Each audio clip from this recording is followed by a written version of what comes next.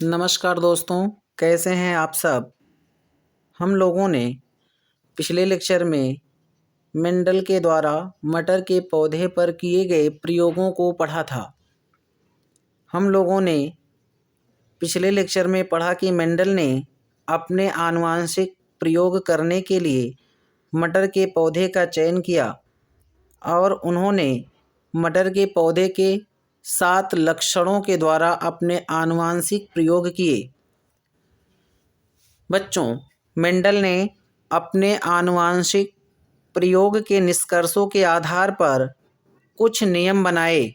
उन्हीं नियमों को हम लोग वंशागति के नियम या मेंडल के नियम कहते हैं। मेंडल ने अपने आनुवंशिक प्रयोग के निष्कर्षों के आधार पर कुल 3 नियम प्रतिपादित किए। पहला है प्रभाविता का नियम, दूसरा है युग्मकों की शुद्धता का नियम या पृथक्करण का नियम और तीसरा है स्वतंत्र अपव्यूहन का नियम। मेंडल ने इन नियमों के आधार पर यह समझाया कि कोई भी आनुवंशिक लक्षण जनकों से संततियों में किस प्रकार से स्थानांतरित होते हैं। तो आइए हम लोग पढ़ते हैं पहले मेंडल की प्रभाविता का नियम। क्या कहता है मेंडल की प्रभाविता का नियम। मेंडल ने बताया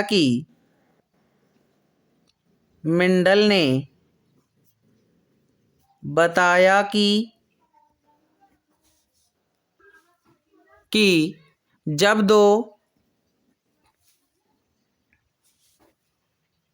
दो विपर्यासी गुण के कारक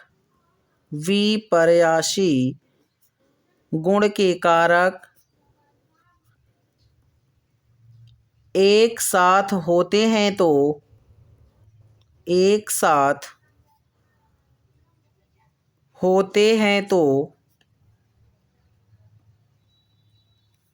इनमें से एक कारक का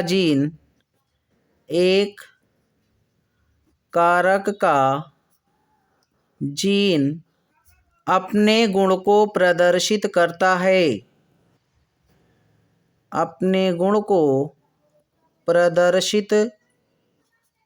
है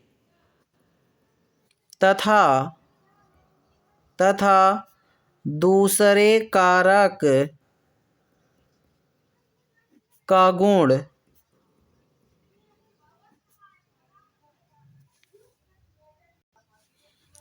का जीन अपने गुण को प्रदर्शित नहीं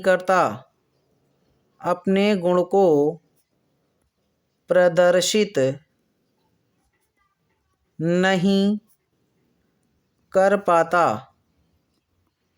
अर्थात एक कारक का जीन दूसरे कारक के जीन के लक्षणों को ढक लेता है, जिसके कारण एक का गुण दिखाई देता है, दूसरे का नहीं। या इसे हम एक और प्रकार से लिख सकते हैं, या जब प्रभावी लक्षण का जीन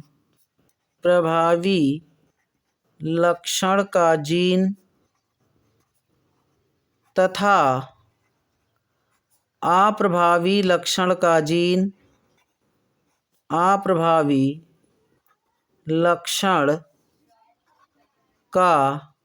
जीन एक साथ होते हैं तो इनमें से प्रभावी लक्षण का जीन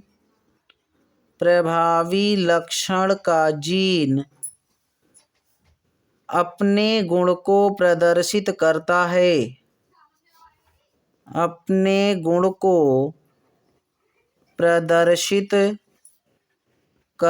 है तथा अप्रभावी लक्षण का जीन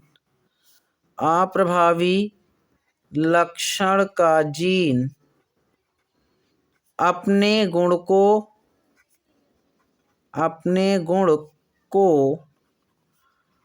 प्रदर्शित नहीं कर पाता, प्रदर्शित नहीं कर पाता है, जिसके कारण एक का लक्षण दिखाई देता है दूसरे का नहीं। इसे ही हम मेंडल की प्रभाविता का नियम कहते हैं। जब मेंडल ने पादप के एक लक्षण लंबेपन को साथ रखकर संकरण करवाया तो उन्होंने देखा कि लंबेपन को प्रदर्शित करने के लिए पादप के पास कुल दो विकल्प मौजूद हैं। एक है पादप का लंबापन तथा एक है पादप का बौनापन। मेंडल ने लंबेपन को प्रदर्शित करने के लिए कैपिटल टी तथा बौनेपन को प्रदर्शित करने के लिए स्मॉल टी का प्रयोग किया था। मेंडल ने इसे पैराइटल जनरेशन का नाम दिया। मेंडल ने बताया कि कारक युग्म बनाने से पहले युग्मकों में आधे आधे बंट जाते हैं, तो कैपिटल टी अलग हो गया, स्मॉल टी अलग हो गया। मेंडल ने इसे गैमीट का नाम दिया। मेंडल ने F1 जनरेशन में देखा कि प्रभावी लक्षण का जीन तथा अप्रभावी लक्षण का जीन दोनों एक साथ हैं, परंतु F1 जनरेशन की संततियों में केवल लंबेपन का गुण दिखाई दिया, अर्थात सभी संततियां लंबी हुईं। तो इस आधार पर मेंडल ने बताया कि जब प्रभावी लक्षण का जीन और अप्रभावी लक्षण का जीन दोनों साथ में होते हैं तो इनमें से प्रभावी लक्षण का जीन अपने गुण को प्रदर्शित करता है और अप्रभावी लक्षण का जीन अपने गुण को प्रदर्शित नहीं करता, जिसके कारण एक का लक्षण दिखाई देता है दूसरे का नहीं। यही मेंडल की प्रभाविता का नियम है। मेंडल की प्रभाविता का नियम हमने देखा कि जब दो विपर्यासी गुण के कारक एक साथ होते हैं तो इनमें से एक अपने गुण को प्रदर्शित करता है, दूसरा नहीं। जिसका लक्षण दिखाई देता है प्रभावी और जिसका लक्षण दिखाई नहीं देता है अप्रभावी कहलाता है। यही मेंडल की प्रभाविता का नियम है। अब हम लोग मेंडल के दूसरे नियम के बारे में पढ़ेंगे, युग्मकों की शुद्धता का नियम या पृथक्करण का नियम। मेंडल का दूसरा नियम है युग्मकों की शुद्धता का नियम या पृथक्करण का नियम, law of purify of gamete या लॉ ऑफ सेग्रीगेशन। मेंडल के पृथक्करण का नियम क्या कहता है? मेंडल ने जब लंबे और बौने पौधे का संकरण करवाया तो इन्होंने देखा कि संकरण से पहले ही ये जो कारक हैं ये आधे आधे विभक्त होकर या विभाजित होकर या बंटकर युग्मकों में चले जाते हैं। ये आधे आधे बंटकर युग्मकों में चले जाते हैं। कारक युग्म बनाने से पहले अपने युग्मकों में आधे आधे चले जाते हैं। ऐसा कभी नहीं होता कि 60% या 70% एक कारक के साथ तथा 30% या 40% दूसरे कारक के साथ चला जाए। कारकों के लक्षण सदैव आधे आधे ही विभाजित होते हैं। इनका विभाजन आधा आधा 50% एक के साथ 50% एक के साथ होता है। मेंडल ने बताया कि कारक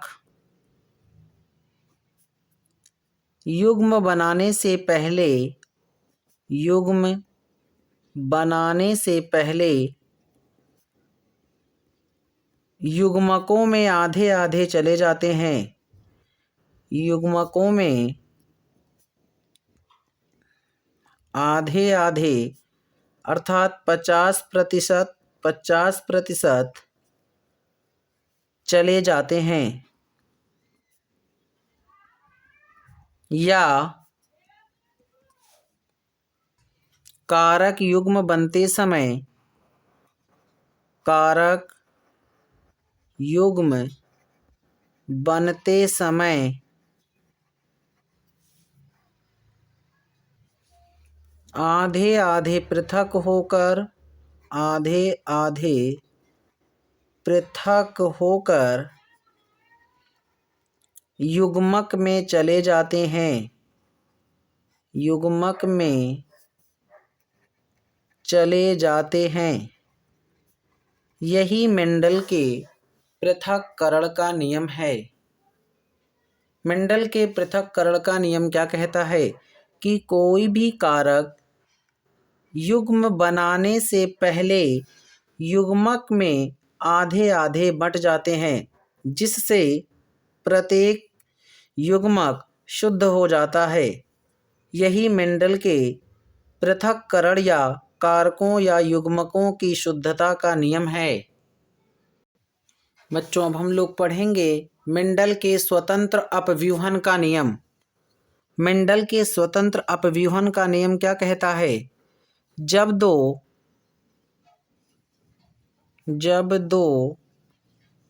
लक्षणों को एक साथ रखकर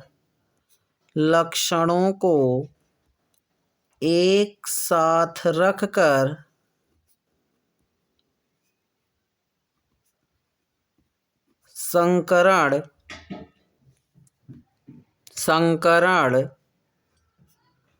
करवाया जाता है तो दोनों लक्षणों के जीन स्वतंत्र रूप से युग्मकों में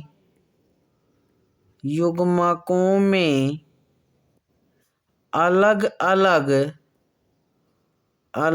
अलग पृथक होकर चले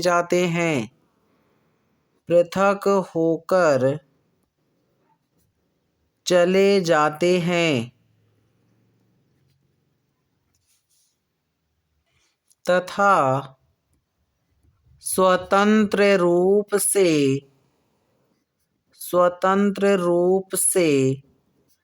अपने लक्षण को प्रदर्शित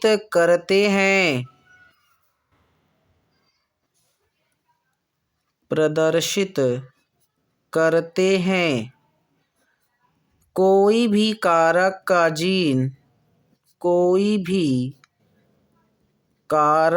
का जीन किसी दूसरे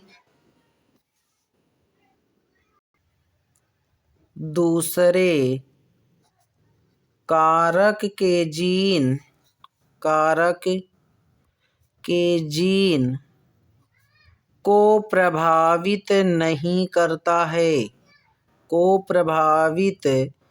नहीं करता है। अर्थात सभी स्वतंत्र रूप से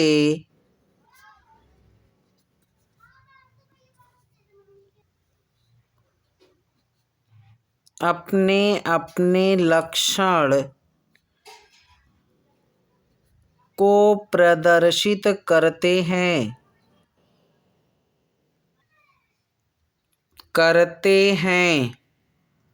जब दो लक्षणों गोल पीला को एक साथ रखकर तथा झुर्रीदार हरे को एक साथ रखकर गोल पीला को प्रदर्शित करने के लिए capital R, capital R, capital Y तथा स्मॉल आर और स्मॉल वाई। जब दो लक्षणों को एक साथ रखकर संकरण करवाया गया तो दोनों लक्षण के जीन स्वतंत्र रूप से अलग होकर युग्मकों में चले गए तथा इनमें से कोई भी कारक का जीन किसी दूसरे कारक के जीन के लक्षण को प्रभावित नहीं करता है, अर्थात दोनों के लक्षण दिखाई देते हैं। यही मेंडल के स्वतंत्र अपव्यूहन का नियम है।